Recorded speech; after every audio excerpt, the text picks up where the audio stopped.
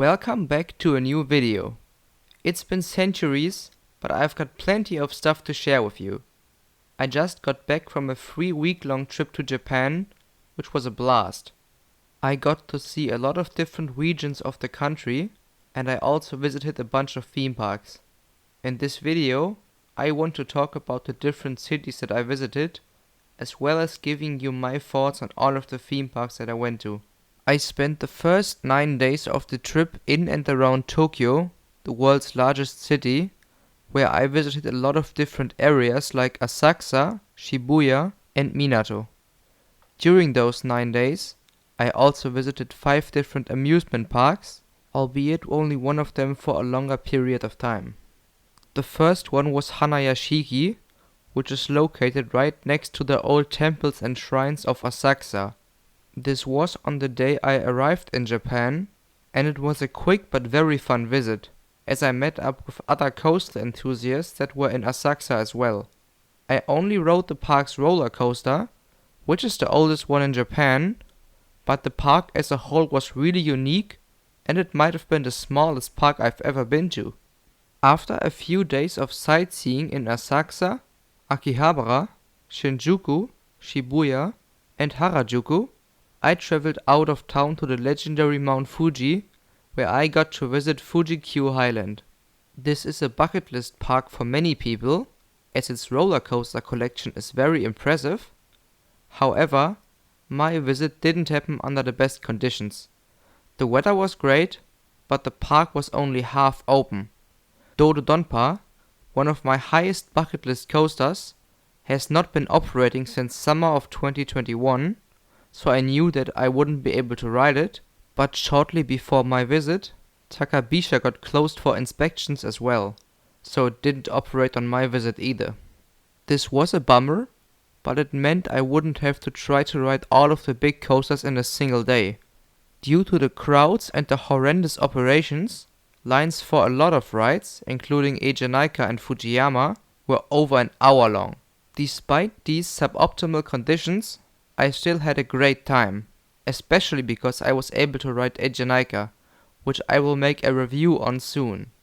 During one of the remaining days in Tokyo, I went to the Odaiba area, where I visited Team Lab's Planets, Diver City, and Sega Joypolis, which is home to the super unique Gekion Life Coaster.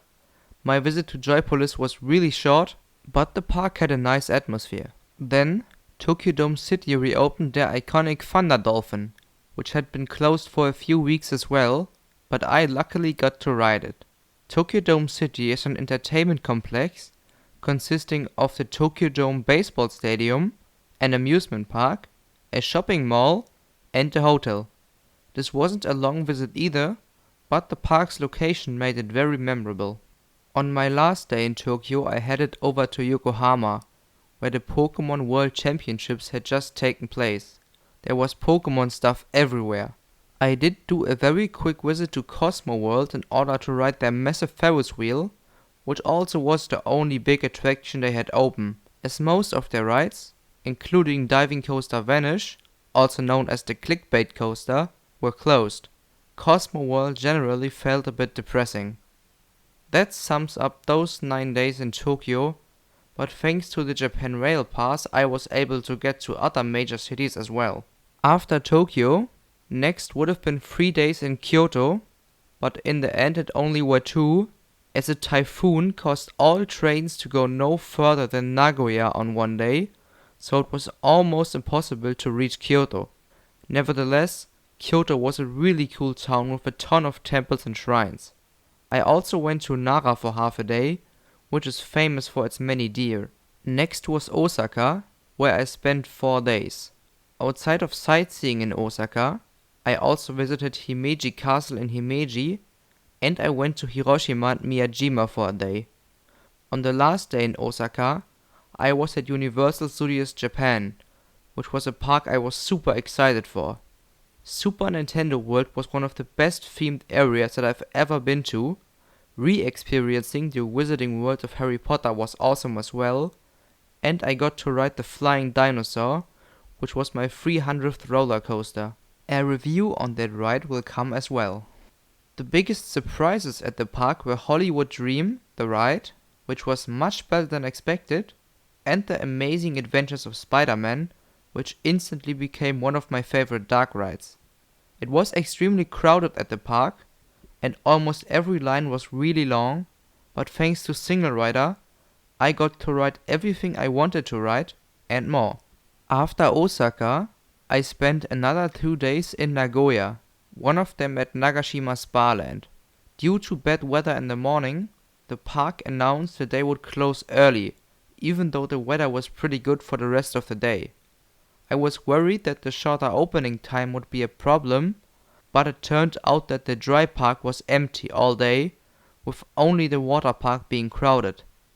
Due to slow operations, Steel Dragon 2000 and Hakuge did have a bit of a wait, but every other attraction was a walk-on all day, with some rides even waiting for riders to come. Of course I'll do a Hakuge review soon. I was back in Tokyo for the remaining 3 days of the trip, so I got to visit Tokyo Disney Sea. This was the only Disney park I had on my bucket list, and it lived up to my expectations. While it was very crowded, the super fast operations and the extremely helpful single rider meant that I only had to wait in long lines twice, which gave me plenty of time to see every section of the park. The highlight was definitely Indiana Jones and the Temple of the Crystal Skull, which is my new favorite dark ride. Journey to the Center of the Earth and 20,000 Leagues Under the Sea were two amazing attractions as well, and I just had a really good time at the park. Tokyo Disney Sea is by far the prettiest and best themed park that I've ever been to, and it's one of my absolute favorites overall. My trip to Japan was fantastic. The kindness of the people, the amount of things to see, and the great attractions, whether at theme parks or not, make Japan an awesome country. The one thing they need to fix are the slow operations at most of the country's amusement parks, because that sure was annoying. Thanks for watching, and stay tuned for the upcoming reviews of Edge and Ica, The Flying Dinosaur, and Hakuge.